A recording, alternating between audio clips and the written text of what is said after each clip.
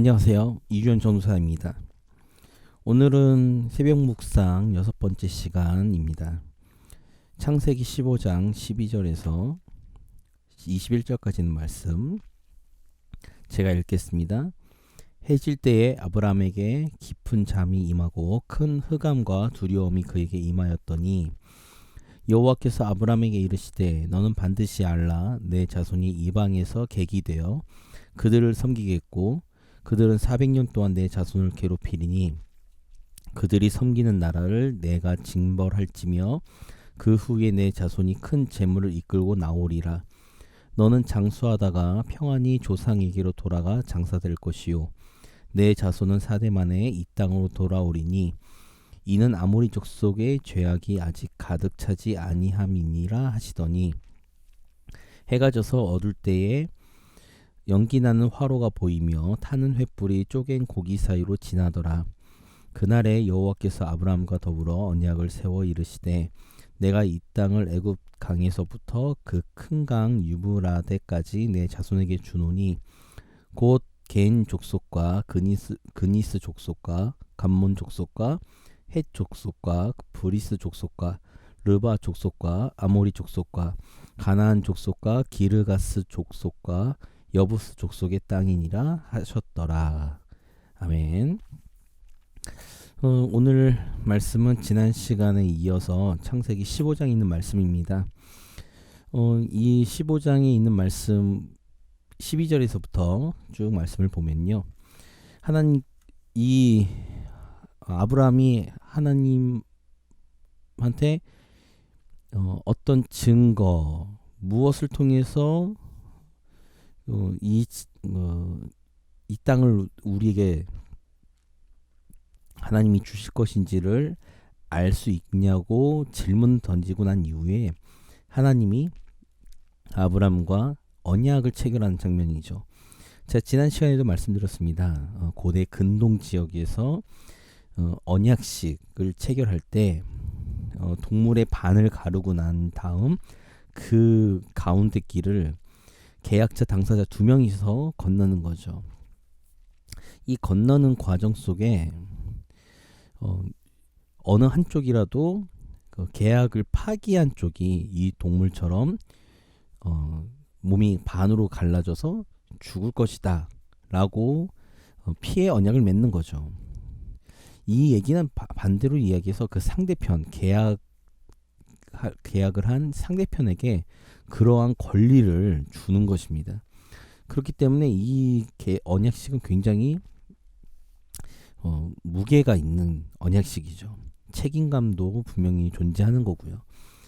그런데 오늘 이제 본문의 말씀에서 보면 하나님이 아브라함과 이 땅, 가나안 땅을 주시겠다 말씀하시고 난 이후에 쭉 하나님께서 예언을 하시는 거죠. 엄밀하게는 그 플랜, 계획을 하나님께서 말씀을 해주시는 겁니다. 그래서 이방에서 객이 되어 그들을 섬기고 그들은 400년 동안 내 자손을 괴롭힌다.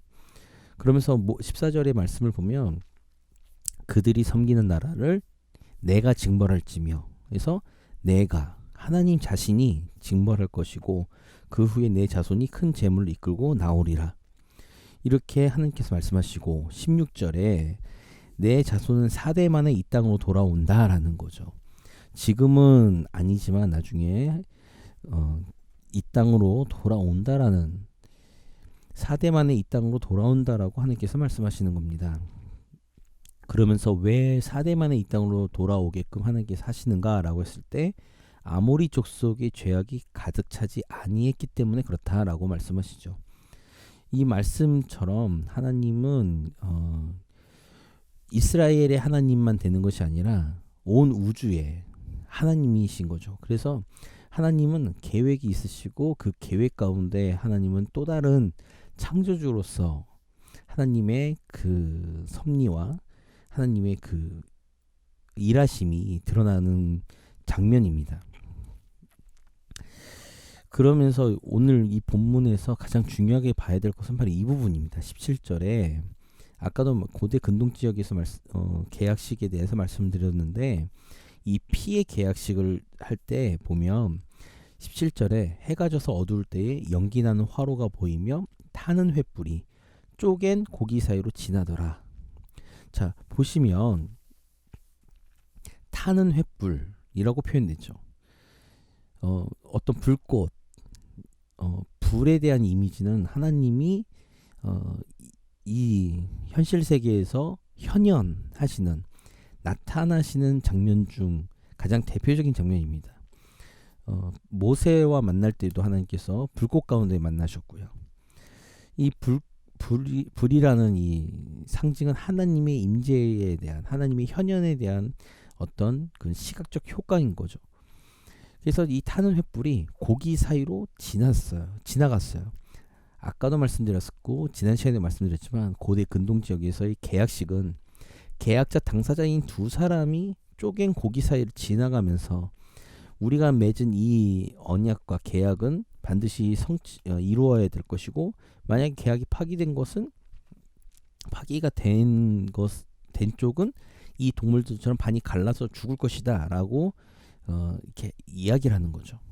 자, 그런데 오늘 본문의 17절의 말씀을 보면 이 횃불 하나, 타는 횃불이 고기 사이로 지나가는 거죠.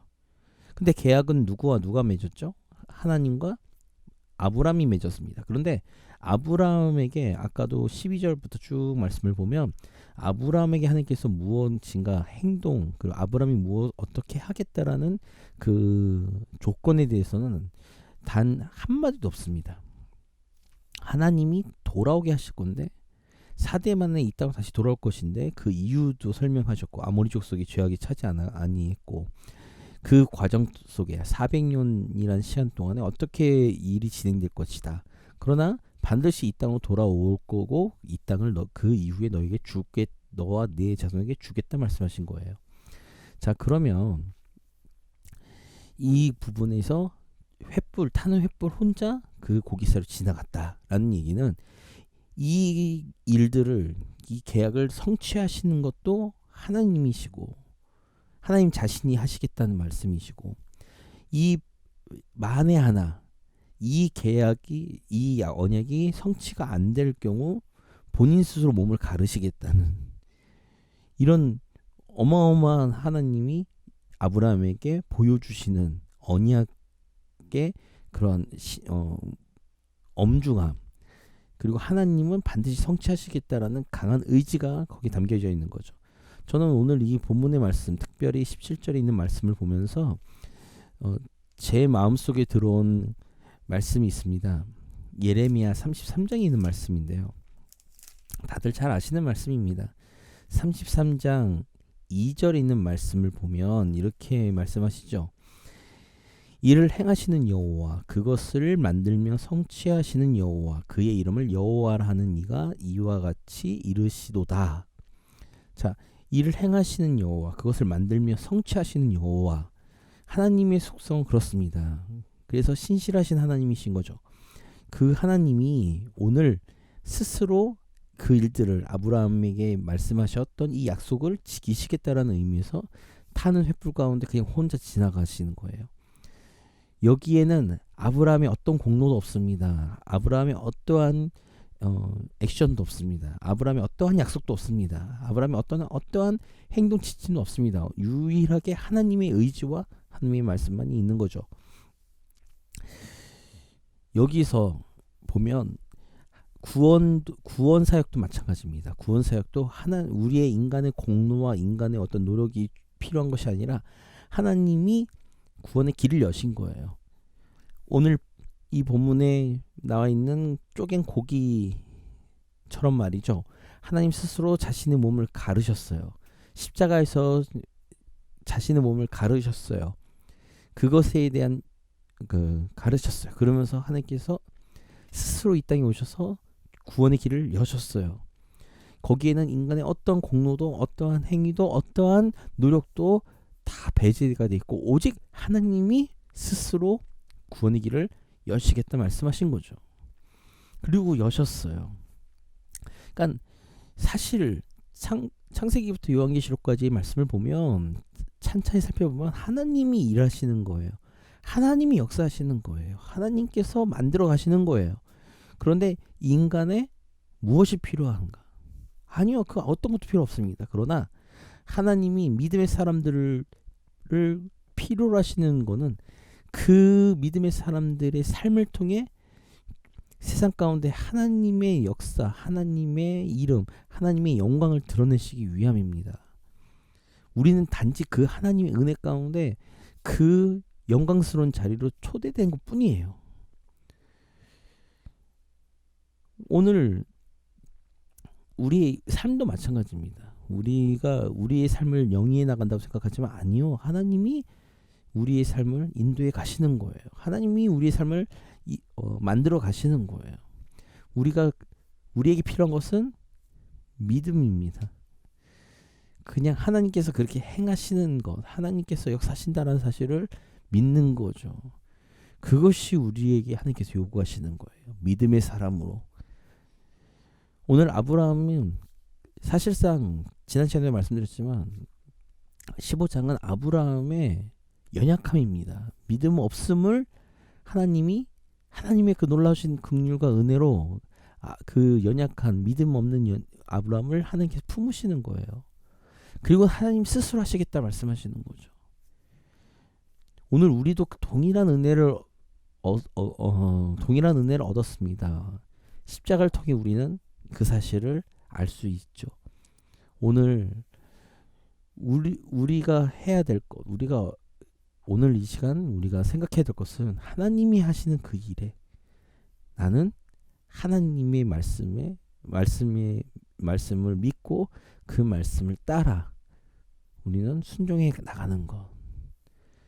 그러한 아브라함이 하나님의 말씀을 따라간 것처럼 하나님의 말씀을 믿어서 하나님께서 그것을 의로 여기신 것처럼 오늘 우리도 아브라함처럼 하나님의 말씀을 따라가며 하나님의 말씀을 믿으며 그것을 하나님께서 의로 여기시는 것. 그러한 믿음 가운데 오늘도 하나님이 일하시는 놀라우신 역사들을 바라보며 우리 삶 가운데 행하시는 놀라운 하나님의 일들을 목도할 수 있기를 주님의 이름으로 기도합니다.